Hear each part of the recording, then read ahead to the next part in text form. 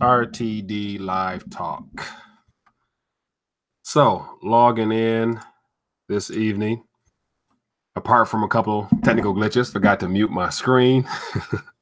But we are live for an RTD Live Talk session tonight, 10:30 p.m. on a Monday, March 5th. So, looking forward to getting your thoughts on the question posed earlier today.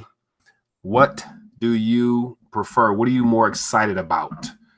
And so there's a lot of excitement happening in regards to precious metals as always, but not as much as is the crypto craze that's happening now. So what I want to do is basically open up the mic and see what is exciting you. What are you looking forward to? Because in my opinion, either way, whether it be the precious metal sector or the cryptocurrency sector, it will be a matter of the fiat currency sector being under a lot of stress, as well as a lot of pressure as more people decide to dump paper and digits and go into cryptos or metals. So that being the case, I want to check in with see who's here, who's joining us, any first-time visitors. So far we have Lauren, we have Dan, Construct, early for an ounce. So any new viewers is what I'm looking to see. Anybody new where you're checking in from? Share with me where you're located at. It's always good to see the geographical location of the viewers of Rethinking a Dollar. So looking forward to having some good chit chat tonight, even though it's a little late. Don't plan on being on too long, but definitely want to open up the lines and see who's interested in sharing their thoughts. And if you have a preference in either one, let me know why that might be. So we have Truth joining us. How you doing, my friend? Thanks for tuning in tonight. And so I decided to go a little bit later because a lot of people are not able to tune in at the 9:30 session. So I thought I would just jump back another hour. So we got somebody calling from Massachusetts, or viewing us from Massachusetts, rather. We have Phoenix, Arizona. Good deal. Good deal. So where do you guys stand at? The question was posed. What has you the most excited? Truth or false? Thanks, my friend. What has you the most excited right now? So we have the start of this year. The crypto sector isn't doing as good as it ended in 2017, but yet there's a lot of speculation as to why that is. But other than that, it hasn't returned to zero just yet. So obviously it's something to still has a lot of promise. A lot of people are banking on this spring or this summer being a real boost in that market. So the question was precious metals, the ratio. And so just recently I heard an interview from a precious metals CEO.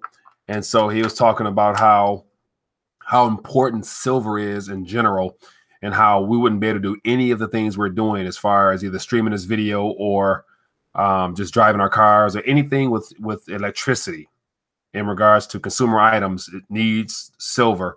And so it really made me think about how important it is and why I've always agreed that it is the most undervalued asset of all times. But after hearing that interview, it really made me come to my senses even more on really trying to just get the idea out there of how important silver is like never before, because it is so undervalued. And then when you look at the gold to silver ratio right now, and you hint at the idea of how it comes out the ground still to this day at 1-9.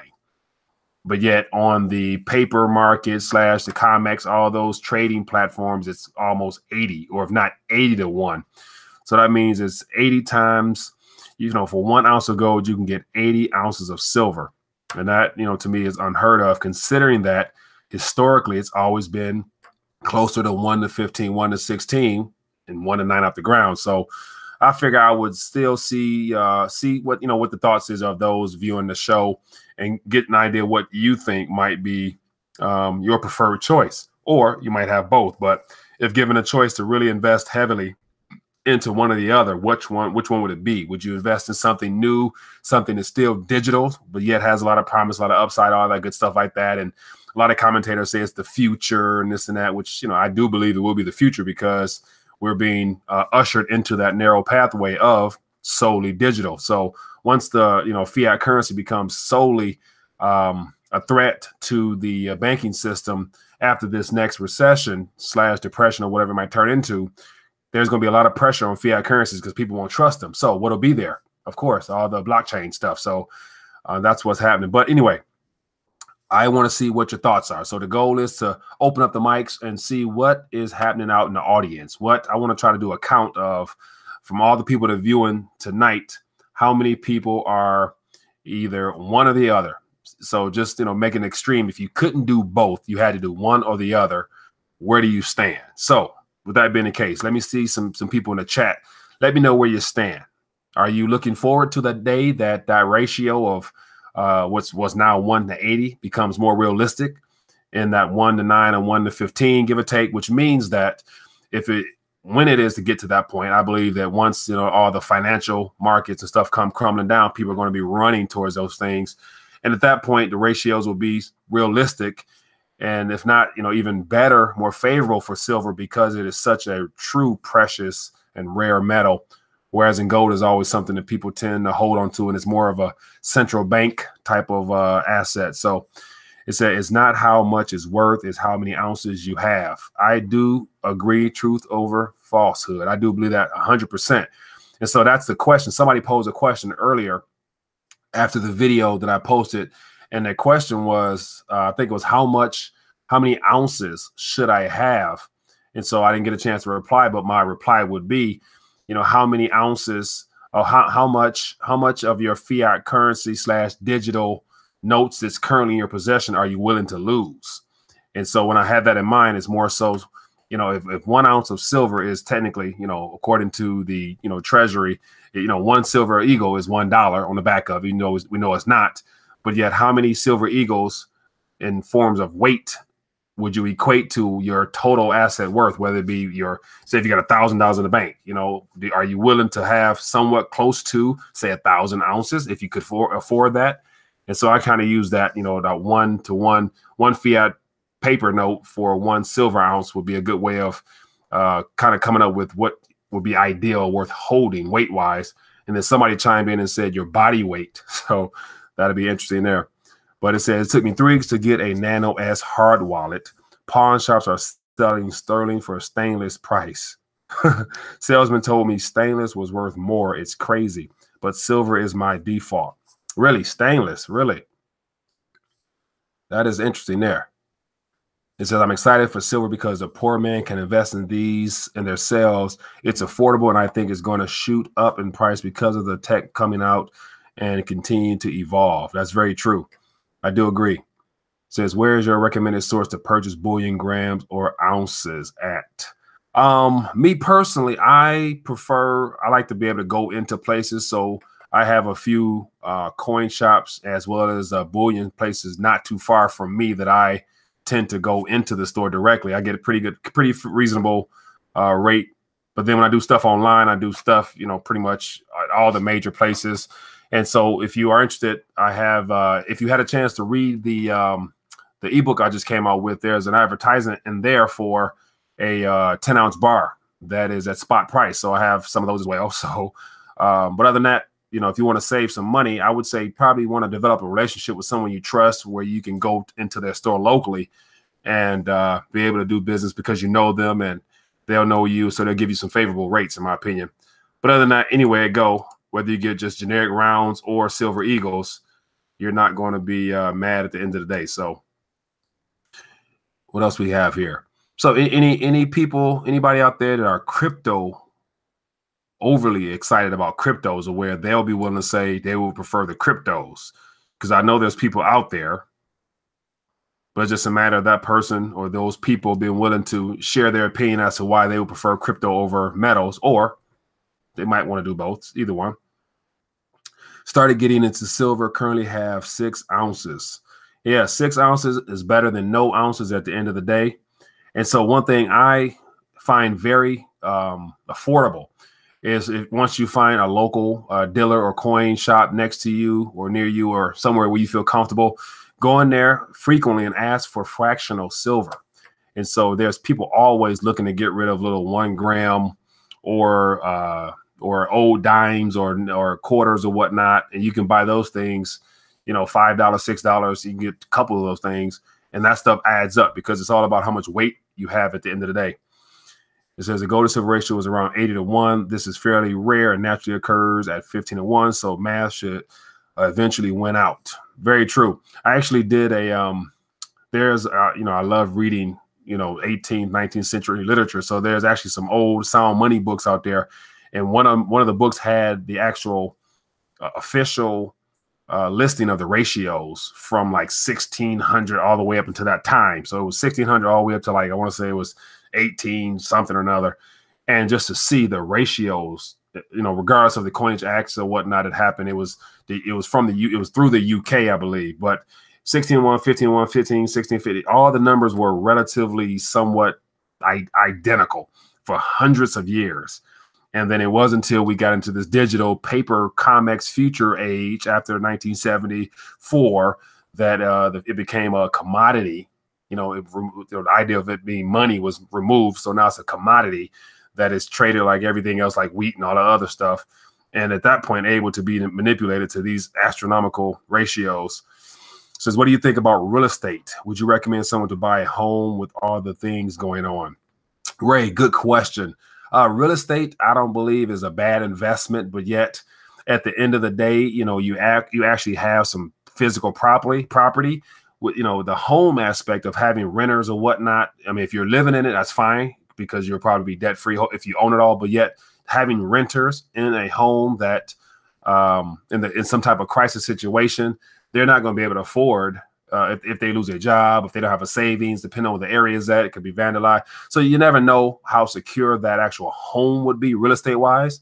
But the land it stands on, the land that the house is on, is what is, in my opinion, carries the most long-term generational wealth, just having land in and of itself. So the house would be a good income property if you're able to receive some income off of it. But worst case scenario, the ground it's on is what you're probably going to be most beneficial for you in the long run, because if you own the land, it's your land. So if any developments happen in the area, give or take, that land is going to appreciate in value. So it says in the Fed. Good point there. Truth or false? So the thing with ending the Fed is that I don't really think the people are going to pinpoint the blame on the Fed. So we know I'm a firm believer that monetary policy is the reason why we're in this chaos that we're in now or approaching. But yet it's also our government that allowed it and utilizes the central bank in every way it can to fund itself. So I don't think we're going to actually end the Fed, because the people won't really know the Fed is the cause of all our problems, even though the monetary policies, all the alternative media-minded individuals know, but Main Street does not know. So they're going to be able to blame it on whoever is, the first person to come across CNN or Fox. If they say Russia is the reason why something happened, they're going to say Russia did it, not our monetary policy, which caused the dominoes to start crumbling. So, but I mean, if it does happen, then we're going to put our monetary policy into the hands of politicians that don't know what they're doing on a political side, nevertheless know how to handle money and interest rates and all that stuff like that. So yeah, it's unfortunate that our politicians, in my opinion, wouldn't be real good stewards of our financial dealings, because they're not able to, take care of matters now. So who would you put in place to run our books? That would be the big concern. But it's better than, privately owned banks, of course. So yeah, it says audit equals jail time. It'll never happen. Very true. Says, let me see. Eagles and gold eagles, silver eagles and gold eagles exempted from taxation, 1986 Coinage Acts. Yeah. That is right there. Just the fact that they end up bringing back eagles, or introducing eagles back in that time frame, is interesting, because by that time no one was aware of the importance of gold and silver as money. So now is more so viewed as some type of investment, or more so collecting for coin collectors. But as far as actually savings for Americans, people don't really consider it that way, but yet it should be viewed as that. Interesting. Very interesting. So let me see here. So what else we have here? Anybody want to call in? I got my phone line. We should be good on the with the audio on this side of things. So if you call in, you should be good to get through and to share your opinions. But let's talk about the cryptocurrency market now. So a lot of people here view the cryptocurrencies. A lot of people here are, speculating in that area. And so the question is, we almost touched $1 trillion back in December when it got up to like 800 or something billion. So just to see it climb from like, I want to say it was like 60 or 70 billion dollars in April to 800 billion dollars within a 7-8 month time span was quite shocking, but exciting for those that were able to enjoy some of that roller coaster ride up. But when it hits 1 trillion, some people say it's going to hit 1 trillion and then shoot right up to 2, 3, 4, 5 trillion. That means all the primary coins as well as the altcoins are going to go through the roof. That means those that are holding those things will see an increase in their holdings monetarily. And so does that excite anybody? We have, I'm currently buying cryptos, not buying any more silver or gold at the moment. So we have a caller. Let me see what we have here.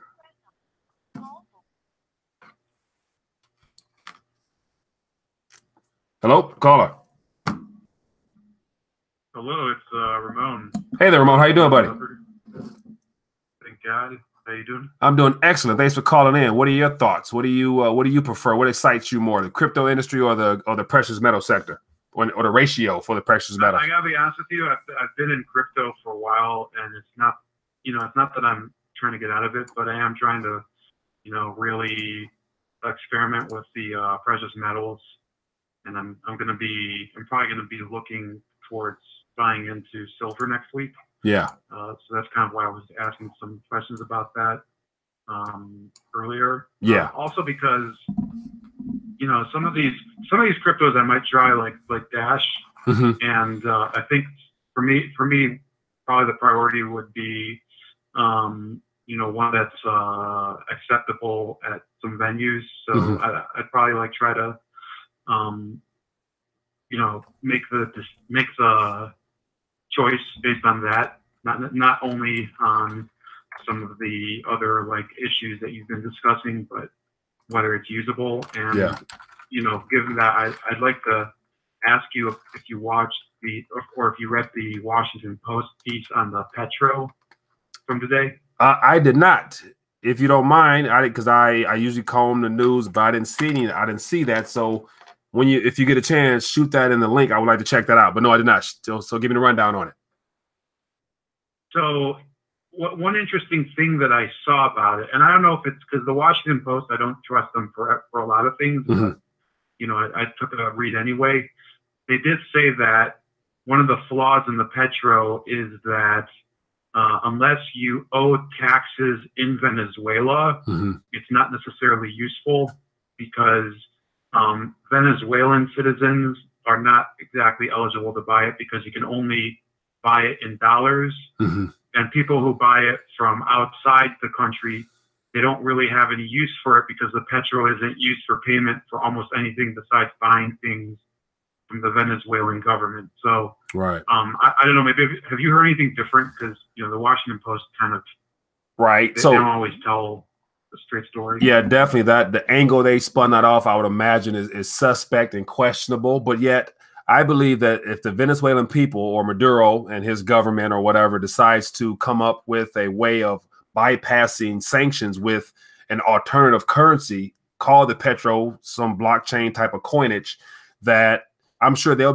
be willing to accept any currency to in exchange for the Petro for their oil. So I can see it being of use, because I want to say I have read that Russia, I think China, Iran, a couple of those countries that are also in the sanction chopping blocks, they have either invested or have expressed interest in it. So it's good to say that a lot of countries will probably use their U.S. reserves, them treasuries or whatnot, they'll probably be liquidating some of those things, whether it be for gold or whatever other currency they want to use to exchange for the petrol. And I anticipate that they would do that because they want to actually receive delivery of their oil.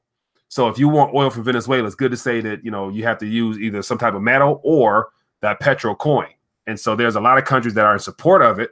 So it's good to say it will be used. So I don't know what they're talking about, but I could be completely off, but I believe it's going to get used and they're going to redeem them coins for oil one way or another. So yeah, I do believe that it probably will work for them temporarily. I think one of the obstacles for actually receiving the oil is that, and this is something I know not from the currency market, but because I monitor for my content on my channel, a lot of the issues with their state oil company, PDVSA. So they're having employees just quit like in droves. I think 10,000 quit in January. Yeah. And their productivity is just tanking right now, if you pardon the pun. Yeah. But it's like I would say that the idea that the Russians did where they made their own cryptocurrency, I think that, this is just me guessing, long term more people would have trust in that because they have a better administrative system there for all of their state industries than does Venezuela. Yeah.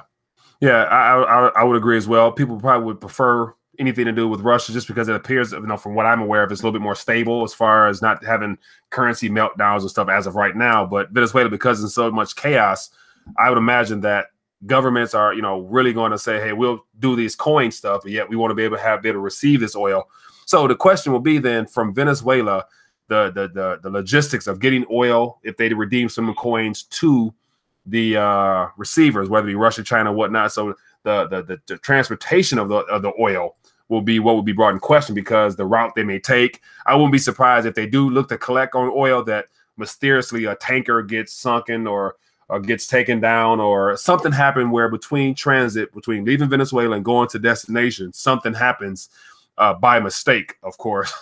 So we'll see how that all plays out. But it's going to be interesting because if it does work, more countries are going to do it. And if more countries do it, that means no one needs the Federal Reserve note and treasuries and things like that. So that's just more pressure. It's going to equal a much harder living on us here as all those Federal Reserve notes come back here where they belong. So, yeah. But we will see. Yeah, I think what about yesterday there was the Italian election, and there is a lot of people talking trash about the euro falling apart. You think there might be people dumping the euro too in order to invest in cryptos or precious metals? I wouldn't doubt it because the EU is in such a mess right now. The fact that they're still quantitative easing and we're supposedly, done with the recession type or done with the whole meltdown from years ago. So the fact they're still buying up everything they can. The question is, which is what I'm concerned about here, is that how is the Federal Reserve going to unleash and unwind, their balance sheet and going to, absorb some of that liquidity that they pumped out there or that's been held in the bank? So who's going to buy that stuff? So on the EU side as well, they're buying up every piece of bond or junk or corporation and stock or whatever they can. Who's going to be, the one willing to buy all that back? Who's going to have the money to buy all that back? So they're going to run into problems big time because they can't unwind. I think that's going to be the biggest hiccup. People are going to realize you can't unwind something that's already fraudulent as ever. You can't just create out of thin air and all of a sudden just collect it back or make it vanish in the thin air like it was created. So, yeah, but I don't know. This is all an experiment, my friend. We will find out. And unfortunately, we're the guinea pigs on these monetary policies. So that's why, the question was posed, Bitcoin cryptos or precious metals, because either way, both of them items will be, measured against a dying fiat currency. So they're both going to appreciate in value technically. But the question is, which one do you rather have, or which one would you prefer to put more of your energy and life savings into? And me personally, I'm more of a precious metals guy just because I know it's money and it's always been and always going to be. So, yeah, that's just my thoughts. Yeah, that's a lot of, I think we're kind of glaring at a fork in the road right now. Yeah, very much so. Anyway, I'll let you get back. I am going to send you an article because I know you have that basketball in your past. I have this idea about fixing the NCAA. Oh, kind of unrelated to this. Interesting. Okay. I'll just send it to you when it's published. Sounds good. Thank you. Appreciate it. Thanks. Have a good night. Yeah, you too. Interesting. Yeah. The whole coinage stuff. Yeah. If more countries decide to adopt the cryptocurrency to do trade amongst other nations, to bypass and to, because actually all the sanctions are doing it is helping out those countries that's being sanctioned, because they're forced to come up with new ways in order to do business in the international scene. So every country is benefiting tremendously because they are forced to now diversify themselves because they're not allowed to use dollars. So that's just how this thing is going to go. But I've missed some questions. Hey, everyone, hit up RTD on Steam. Yeah, Alaska Prepper, appreciate that, my friend. Yeah, definitely. I think, and this is why I mentioned this a while back, but this should be a no-brainer. Everybody who's viewing us tonight should have a Steemit account, because it is a way to share information and to actually receive based upon your contribution to the website. So everyone should have a Steemit account, because you don't have to invest any money other than just time, energy, and whatever it is that interests you article-wise. And then to share it amongst the community and whatnot, you receive crypto. So, and then also, yeah, make sure, if you haven't already, visit me or follow me at Steemit at RTD, and then send me a note or leave me a comment on an article, and I'll follow you back and definitely support you, whatever you post as well. So I can probably, if you post some articles there in regards to monetary or the economy, I would love to share it in my little news update. So keep that in mind if you guys are interested. Must stack. It says tariffs have increased the price of lumber. Yeah, so that's another. I saw some comments on the whole tariff. Lee Ocean, question mark. Let me know what you're questioning there. But tariffs, yeah. So I need to do a better job of it, but I haven't really dug into a lot of the tariff talk, just because I've been so focused on just helping more people wake up to this whole economic meltdown that's coming. And so somebody even made a comment saying that we're already in recession. I do believe that we never really recovered from the last little hiccup. It just was patched up and bandaged up. So, but it's not a full-fledged economic meltdown, is what I'm saying when it comes to recession. When the next economic downturn happens, it's going to start off being labeled a recession, and then it's going to quickly turn into something in the lines of a depression, or as in Michael Pinto mentioned in my last interview, the greatest recession of all, the greatest depression of the greater depressions. So he put a couple of those things together. But in regards to tariffs, one thing that does bother me with the tariffs is the fact that we are now imposing tariffs on countries, bringing goods into our country.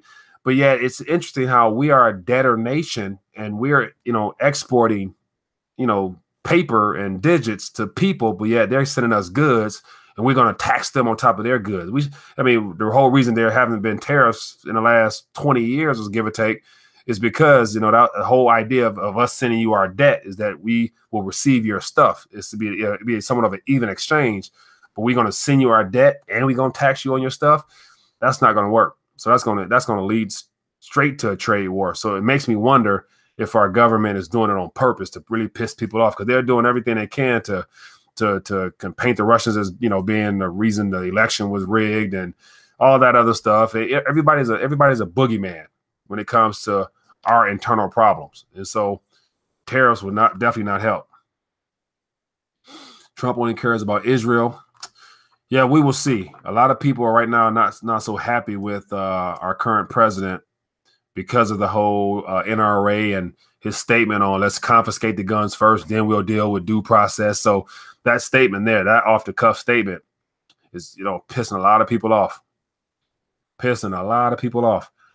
In addition to being a silver stacker, I'm interested in publicly listed blockchain infrastructure company Hive that bridges blockchain and incorporating cryptocurrencies to traditional capital markets. So yeah, I have heard about Hive, Mina, but not real familiar with it. And if it's something like, I know they're listed on the stock exchanges and whatnot, so I don't really dip and dabble because I don't spend enough time to really educate myself on traditional, conventional stocks. I'm more so in the alternative realm as far as doing things outside of what the status quo is, even though, that stock might definitely do well, in the times ahead. But once again, it's going to be denominated in paper that's going to be inflated away. So, I'm not sure how good it'd be to have fiat currency that's been inflated, just going to be intentionally inflated away after this next meltdown as a result of monetary policy. But we'll see. It says Trump should have dumped indefinite detention, no constitutional coverage until he, repeals it. Indefinite detention, no constitutional coverage until repeal. Construct. I'm not familiar. Definite detention. Explain that a little bit more for me. Tariffs are going to crush it. Oh my God, yeah. So it has to be deliberate. The tariffs have to be deliberate because you can't tax people who lending you money, people who are patiently accepting your debt, knowing they're not gonna get it back. You're gonna tax them on top of that. Not only are you gonna inflate away the currency, but you're gonna, receive goods and services and send them debt, and then you're gonna tax them on their goods and services coming back. That just is not gonna work out well. Agreed. Can only dream of honest money again. Yeah, that's the thing. So I was trying to put down some steps. I was trying to do a visual aid. And I was trying to figure out what will be the steps, because as you've noticed, the last couple of my videos have been geared on just, understanding the word of reception. And that always, really touches my heart when I think about how the recession is really going to impact a lot of people. So earlier, if you had a chance to see that news update, to see that young man from North Carolina mentioned how he, everyone had plans, all retirees, everyone has plans on, once their time is up, they're excited to be able to say, hey, I put in my 20, 30, whatever years, and now I'm about to enjoy my life. But then to be interrupted by a economic meltdown and to know nothing about it, because most people don't pay attention to policy or just how the economy works in general. So they're always caught off guard. And those are the people I'm like, man, I just feel for those people, because it's inevitable, because it's been 10 years since the last one when everyone would agree. Every economist that you read commentary wise say we're long past due. And so that lets me know that, we're long past due, because the monetary policies implemented, the central banks with QE and taper and all that talk that's been reinvented, it's been invented for this time and season, they're still doing it. And they're going to come up with more ways and new ways of trying to keep this thing, prolong this whole recovery aspect as long as they can, because once this thing does unfold and it goes under, there won't be no traditional cover. When the stock market tanks next time, there's no way it's just going to just recover the way it has over the last 10 years, because they can't continue to borrow, they can't continue to print, but they're going to try. And that's when all confidence will be lost in paper currency. The next recession, aka depression, will be a currency malfunction, because monetary policy guarantees it. All they're going to do is print debt. All you're going to do is borrow, print, and try to inject the economy and liquefy the banks and all that type of stuff. And it's just going to cause it's going to hurt. So let's talk about how Priam in the near future will again become real collateral and the dangers of those not prepared. Good question, Lee. So I believe that, and it's unfortunate that a lot of people don't know their history, their money history, their monetary history. And so being basically what I used to say, monetarily illiterate, and only thinking of, your current financial dealings as the end be all of everything, your bank account, your conventional savings, your retirement plan, and all the things that the banking sector has led us to believe is what we need for a secure financial future is going to be altered. And so the only thing that will be able to stand time is things from the periodic table, such as metals and things that are actually needed in day-to-day life. And just, as this blockchain might work out well, but yet sound money will be what everyone goes to, just because it's no one's liability. It's whoever's holding an asset. And the fact that people think if the whole paper, the GLD, SLV, all that, derivative contract type stuff is not the real thing, because once again, if you don't hold it, you don't own it. So the goal would be to hold as much as you can, or have access to in different places, things that actually belong to you, so that when things do melt down, you can get a hold of it. So yeah, people are going to find out, unfortunately. It says harder to carry out that plan out sometimes. Let me see, harder to carry out that plan. Let me see here. I missed that one. I hear so much on precious metal ownership, but when Puerto Rico was hit with the recent storms, I heard the businesses that take PM were given far lower than whatever your metals were worth. And I don't doubt it. And so that's the thing. On a small island where, I would imagine that those dealers and those business owners knew that it's just a matter of time for they're up and running again. And so if they offer you, if you have 1 ounce of silver and it's retailed at say $17, $18, and they'll give you $10 for it. If that's all you have, that's better than nothing. Because to my knowledge, a lot of people couldn't even get to the ATM machine. So that's why it's good to have fractional silver on hand, so that, say if you have a 1 gram or 5 gram or something like that, you can say, hey, this is worth, what will you get? It'd be basically viewed as change and not full-fledged dollars or bills that will be a reason for you to get ripped off. So anyway, go. But yet, if your life is dependent on it and you need access to capital or something to exchange or barter, then hopefully you have enough saved up to where you won't have to go deep into your savings, but you can get the basics if need be. So, but yet that's an isolated event on an island that was somewhat short term. I'm assuming some places still don't have access to cash the way they would like to, but yet I'm talking about a global or this entire country having problems. It's good to say that people won't be in a position to really take less than what their metal is really worth, because not too many people have metals. Just how much food do you have stored? I have not enough, put it like that. I don't have enough that I would like, but I do have some. And so I've looked at into the dried foods and whatnot, but I'm more so of what I've done and what I do is that I buy a lot of dried goods as well as canned goods.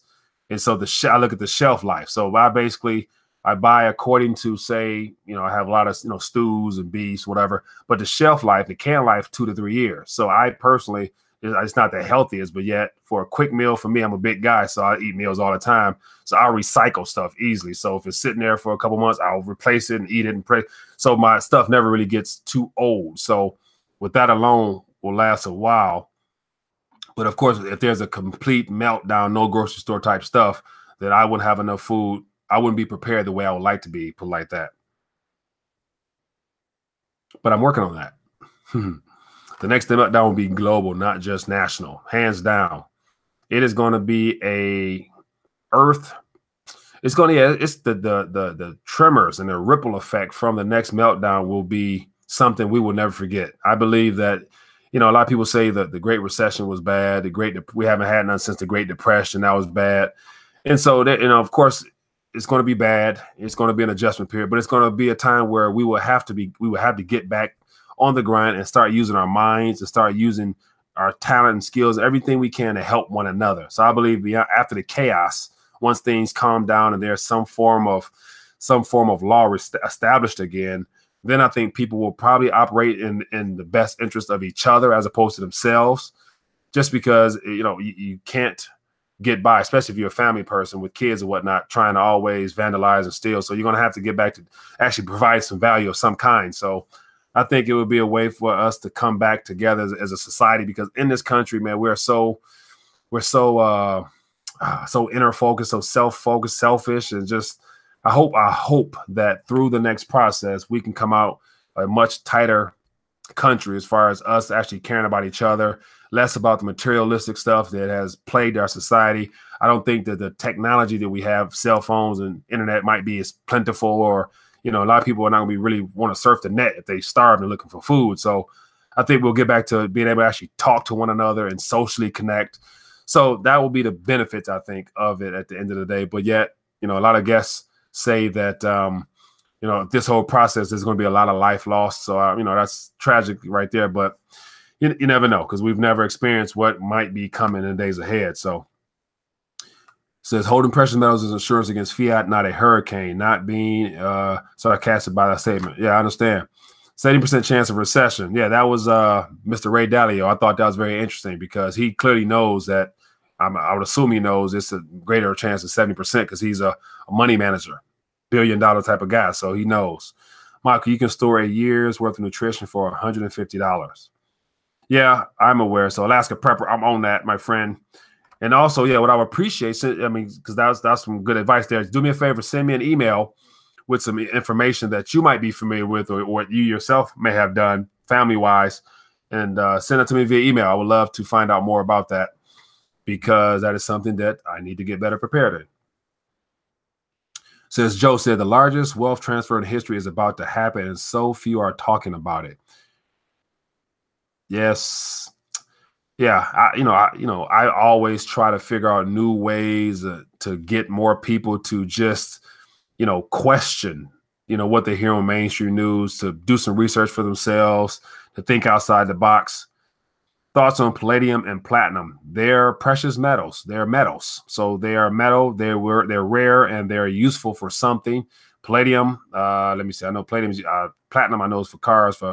So yeah, they're all used for something. If God put it in the earth, it's useful for something. So like I always say, and what's so beautiful about just thinking, alternatively, the periodic table. You look on the periodic table, the whole little section in there. I don't know the periodic element number, but the whole little section there, they're all precious metals. They're all going to be valuable.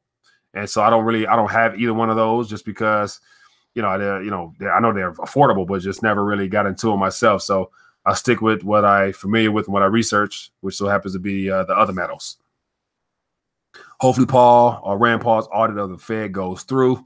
Yeah, I think he's been trying to audit the Fed for quite a while. And I'm surprised that he's even still allowed to continue to mention auditing the Fed, but he's not going to get enough support from his colleagues, unfortunately, because all those people are probably on the payroll or they just, not bold enough to put their name on something that will probably ruin or end their political career. People are going to become spiritual, not religious. People are spiritual, definitely. Religious, spooky.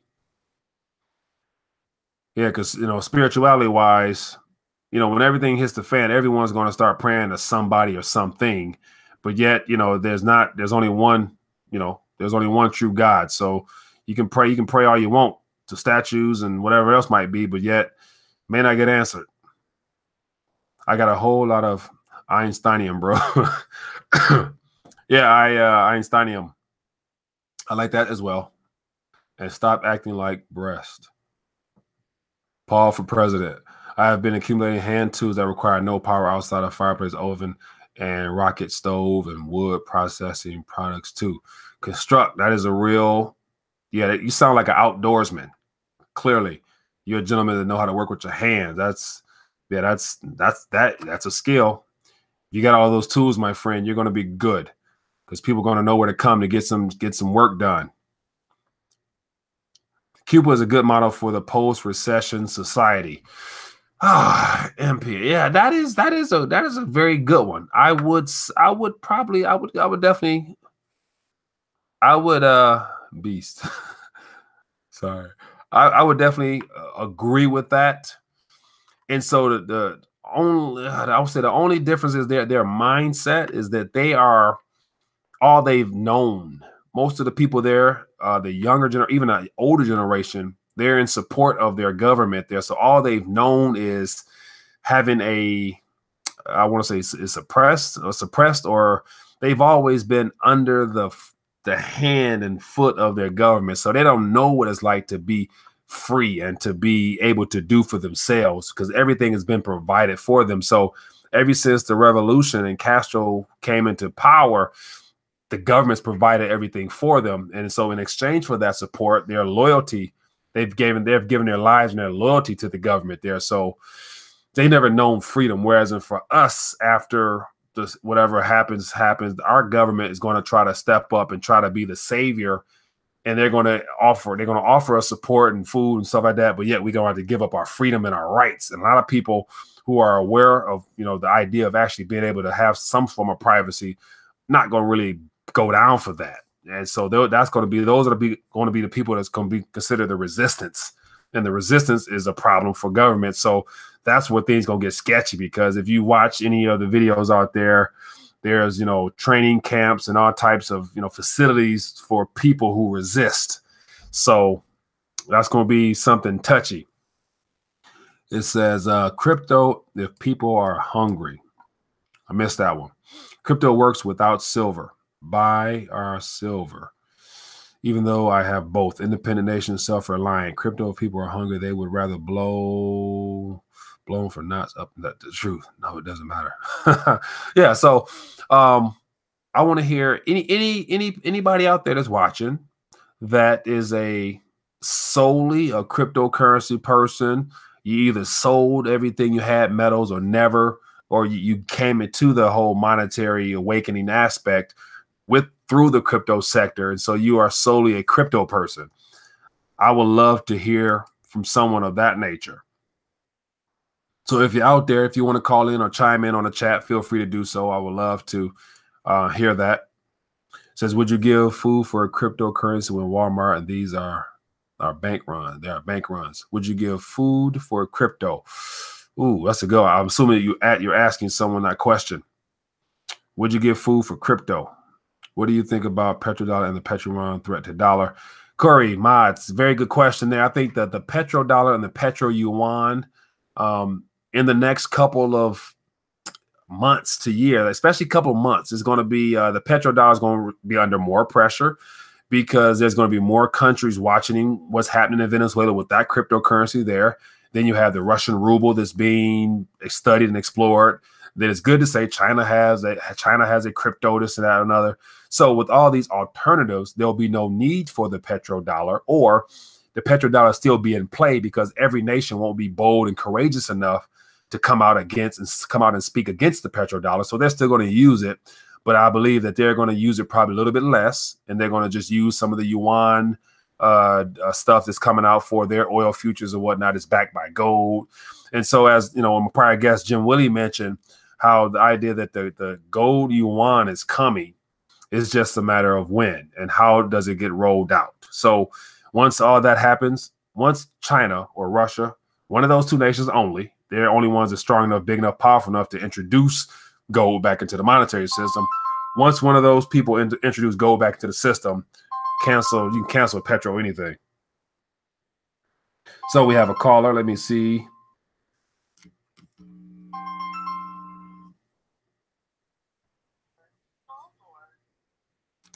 Hello, caller. Hello. Hello, how you doing? Hey, how you doing? Hey, listen, I love the show, man. Thank you. What's your name? What's your name? Where you calling from, Max? My name's Kenny, and I'm in the Navy, and I'm stationed in California. Okay. Thanks for Kenny. Thanks for serving us, my friend, and thanks for calling in. What's on your mind tonight? Where do you stand? I'm just trying to figure out. I'm trying to prepare myself. Mm-hmm. So I have some gold, I have some silver, and I'm just trying to prepare. Like, so say if a collapse does happen, as far as cash, how much cash should you have on you? Because you know there's a deflationary period, and there's bank runs, and people can't get through to the ATM. Mm-hmm. Then how much cash should you have on you at hand?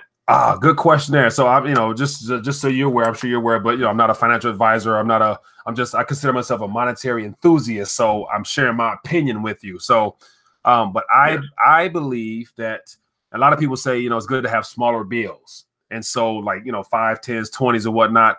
But I would say as much as you are able to put aside and not necessarily need to use right away. So outside of your holdings, saving wise of metals or whatnot, I think, like the conventional or traditional recommended savings is say $1,000, so they say $1,000 emergency fund. So if you got $1,000 or something like that, if you can afford that to put aside, then that'd be great to have just as some cushion to use, because if you have smaller bills, it'll be easier to make things happen. Along with that fractional silver that I was talking about earlier, you should be good in the short term. But yeah, I mean, it depends on how long the banks are closed or whatnot. And so basically whatever you can afford to put aside would be ideal. I'm sure there's not an exact amount, but more so whatever you can put aside that you won't miss or won't really hurt your daily or you paying your bills or whatnot will be ideal, I imagine. Okay, and another thing I've noticed that the silver to gold ratio is really high. Yeah. And so as far as that ratio, I guess that's a way to figure out which one is being overvalued over the other one. Do you think that ratio will go back down? I do believe it will, just because once the paper and the manipulated front is blown, once that cover is blown, once the COMEX futures and all the paper stuff is what actually prices it now. Once all that comes crumbling down, and I believe that the Eastern nations will be the ones that sets the new price after whatever the shift or monetary collapse, whatever we want to call it. they'll be the ones that actually determine price, and they're going to determine price in their favor because they're holding the most metals, I believe. So they're not going to do all those oil-backed contracts and get robbed on their gold holding. So they're going to revalue gold to what it should be.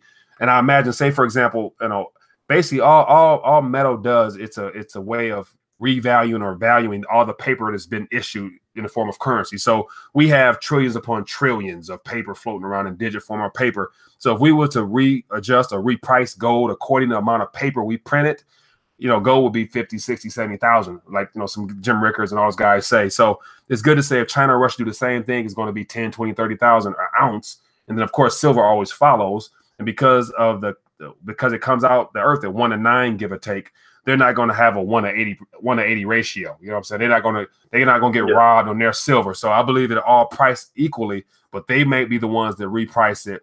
And then on our end, we're going to be called on the carpet because we're the ones supposed to have 8,100 tons in the vaults. But yet, we'll see if that is true. So I believe when the price is truly set according to the amount of paper and digits that's been issued, it's going to be in the thousands. And at that point, the ratios will turn to what they should be. And then some people say, should be even, 1 to 5, 1 to 6, because silver is needed in every single thing we do. And so it's one of those metals that once it's used, that's all she wrote. Whereas in gold, just sits there and look pretty. So I think, some people say it could be 1 to 1 or 1 to 2. And if that is the case, then, it would be ugly for paper, because all it's going to say is, if gold is 100,000, then say silver, if it's 1 to 2, silver is 50,000 or something like that. You know what I'm saying? So that's how bad it could get in an extreme case. But we all know, and I'm not sure, are you familiar with the debt clock, that website? Yeah, I got a website, yeah. So if you look in the bottom right-hand corner, it tells you according to what, the dollar figures are right now as to what it could be or should be. So that's just some encouragement to let you know that, if you're holding on to something, you're doing good. Okay. And I guess my last question will be, so during the deflationary period, so if all these financial institutions and all these goals burst, all the money that's electronic and people that can't pay their debts off, when those debts default, I've been hearing gold will kind of adjust to the money that's been printed, but the money isn't really printed necessarily. It's just kind of, it's in the bank. So, the fractional reserving and all that stuff, it's not real money. Right. So I guess what I'm trying to say is it's going to be a mass deflation. And in 2008, it seemed like gold and silver kind of, they went down and they went up over a period and then went back down. I'm trying to figure out, is the numbers that we're hearing about debt and all that stuff, is that on paper or is that on just screens? And when people default because they can't afford it or whatever, it kind of just will go away, won't it? I don't think it'll just go away, because a lot of that stuff is just digital blips on a computer screen. And so in the banking sector, everyone is just, they debit and credit ledgers, digitally from one another. And so everybody, who signed their name on a dotted line took out a contract of debt to somebody. And unfortunately, it's all to the banks. But most of that debt now is tied into securities that's being invested around the world. So you have banks in Europe buying debt, mortgages and mortgage-backed securities and auto loans, all that subprime stuff. So all that stuff is being purchased by somebody. So I don't think it's just going to disappear, because there's a retirement portfolio that has some of that, mortgage-backed security stuff in it. And so if somebody defaults on that, it's going to ripple effect right into that person's retirement account. The retirement is going to go under. And so everything is interconnected. So I don't think it's just going to go away. Everybody's going to feel a pinch in some form or fashion. So everybody's asset is somebody's liability. So as far as how it plays out, I don't know. But yet it won't be comfortable, because no one will be willing to just, write off trillions of dollars if you could, because you owe that money to somebody. Somebody invested in you, or you're holding on to someone's pension or something like that that's interconnected. So, yeah, it won't be pretty. But not quite sure how it's going around. Yeah, thanks for responding to my call. I appreciate it. Well, thank you. Thanks for calling. I hope I help a little bit. Thanks. Yeah, it did. Thank you. Bye-bye. Yeah, that's a good question there. Like, some people say that, just wipe your debt off. That stuff's not gonna be wiped away, because there's someone expecting on the other end. So they're gonna want something. They're not gonna just write the debt off and you walk away free and clear with a house or a car. They're gonna want, some pennies on a dollar at least. So I missed some comments there. Debt just can't go away due to the fact that there is a product or service connected. Yep, good point. It said Tom Eastwood, is that the official rate? Because I heard that black market won. So but let me see here. It says toilet paper.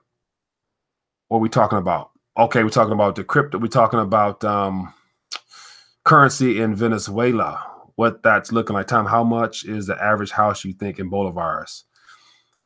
If gold is globally backed, you want Iraqi money. I'll stay away from the Iraqi dinar. Toilet paper, 65% US dollar.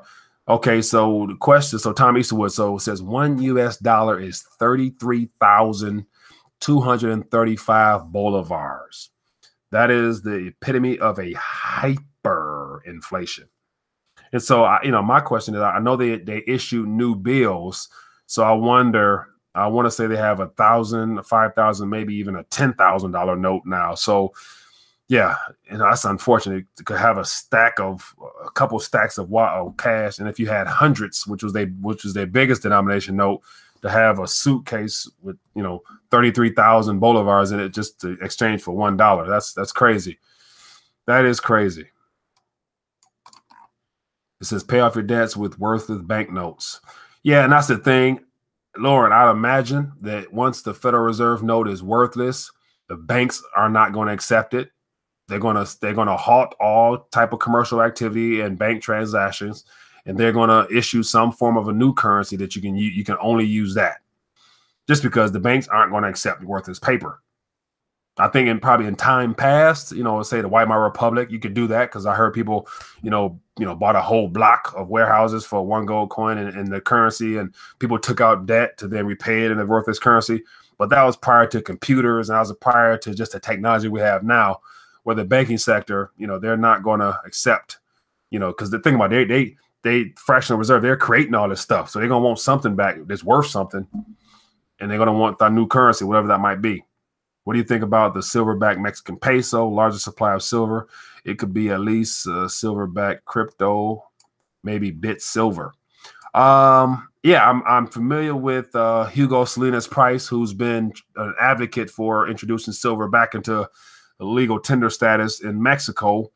And, I'm not sure how successful he's been, but yet I believe, Mexico is a heavy silver country. So if they were to do it, it would definitely come after one of our eastern neighbors, Russia or China, implements gold and silver back into play, because Mexico couldn't do it on their own because they would get bombarded and bombed.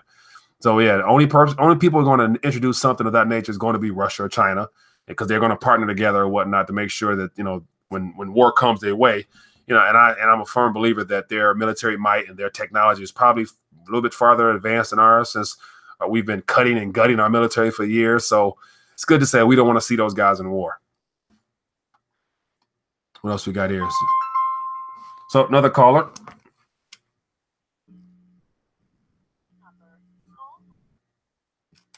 Hello, caller. Hey, how you doing? How you doing? What's your name? Where you calling from? Wilmer from New Jersey. Wilmer from New Jersey. Thanks for calling, my friend. What's on your mind? What do you prefer, metals or crypto? I would definitely say metals, specifically silver. Okay. Why is that? Because I feel like as technology advances and everything, silver is going to be used more and more in everything, pretty much. Mm-hmm. I do agree. Good point there. Now, as far as the crypto is concerned, do you foresee a time where, for example, the market cap reaches trillions upon trillions, and people perhaps looking for a little extra cash, they probably sell a larger portion of their metals in order to get into cryptos? No, I don't see that, to be honest. Yeah. It's just, I don't, like, when it comes to cryptos, like, it's virtual. It doesn't, like when let's say things get bad, like you have a virtual thing. It doesn't make sense to me at all. Yeah, and plus like Mike Maloney and I think Dave Morgan, they made a video together, and it makes sense. You need silver to even use cryptos, so like it doesn't make sense to me at all. Yeah, that's very true. Yeah, that's a good point there. And what really has me, I've never been overly excited about cryptocurrencies. I'm interested. I've been studying it for years now, but yet it's too timely. Like the idea that we come out of a great recession and it's introduced by a stranger and it's supposed to be a way to free humanity type of thing, but yet there's nothing physical or tangible behind it to really have in your possession. So you're just doing more of what we already have. Is it being a solely a digital ledger? And you say it's decentralized, it's encrypted, all that stuff like that. But at the end of the day, I think it's just something to introduce us to something that's going to come down the line. Go ahead. I think it was all a setup. Just how like when Tor was coming out, the private stuff, and all this coming out, the FBI and all these people set it up. It doesn't make no sense, man. Yeah, it really doesn't. I do agree. So it's good to say you're still a sound money man to the heart. Yeah, like come on, cryptos, man. Like really. Well, I appreciate you sharing that. All right. Yeah. No, thanks for calling in, my friend. Appreciate you. All right. Have a good night. Yeah. Sound metal to the core. Still stacking. Good job, Jose. What else? So so he mentioned another thing that I wanted to hint at today, how there's an article from RT or a news reporter from RT saying that the Tor project, which is an encrypted software, this and that, whatever, how the United States government is actually behind that. So they're either funding it or they are responsible for it. And so it made me think about, if they're funding it or behind it, then they're the ones that's trying to see what people are actually trying to hide, who's using it. So I imagine that this is a situation where the blockchain would be helpful, because I'm still waiting on, and this is what I'm really waiting on, is a encrypted blockchain based decentralized cell phone operating system. Because right now all we have is iOS or Android. That's the two options, and we all know that both of those aren't secure whatsoever. There's so many backdoor and third-party, stuff going on. So I'm waiting on a web browser, this purely blockchain, which there's I don't know if it's purely blockchain or not, but yeah, it's labeled as. So there's some stuff I use, but I'm not sure if it's legit or not. But then like just a operating system for the computer and cell phone. Once we get those two, that's going to be a game changer, because I would love to have some competition in the operating system industry. Like, if any encryptor, any code people out there come up with that, and you're going to really change the game, because people, still value their privacy. And if you have something that can be utilized for that, of course, the government won't see it as being, in your best interest to have sole privacy, but yet those that are aware of the importance of being able to keep some things to yourself would definitely use it. So what else we got here? It says NSA had a white paper for blockchain in the late 90s. Very true. So I wouldn't put it past T. Hamilton that the blockchain started off, and perhaps even Bitcoin. We already know those coins aren't anonymous. You're not really, out there as a mystery. But yet some of the spinoffs utilizing the open software has somewhat of made some improvements to where, they say it's, decentralized and it's anonymous and all stuff like that. So we'll see. Cryptos are a Trojan horse from the NSA, I think. Yeah, time will tell. We will see. And so after this next meltdown occurs, we'll see how they allow it to be utilized, or if they are able to go through the backdoor channel of all those blockchains. Because, I don't know how to measure or look at code, but if it's done digitally, that means someone has access to, or somebody can create a loophole or an open door somewhere to get back in there. So that's one of the side effects of, putting all your trust in the blockchains, because it was created by a man's hands. Like he sat at a computer and punched some C++, some code in, and then called it open source and encrypted and say, it's unhackable. But yet, if it was created by man's hands, it can be hacked. So unlike precious metals, it's created by God's hands, it's put in the earth. So man got to go down and get it. But once it's up above ground, apart from using it or losing it, as long as you hold it, you own it. So that's the big difference. But anyway, so we're looking at an hour. We've been on air for an hour. And so that is the cutoff time frame for me, an hour. And so it's 11:35. And other than that, I appreciate the calls that came in tonight. I appreciate the good conversation on the chat.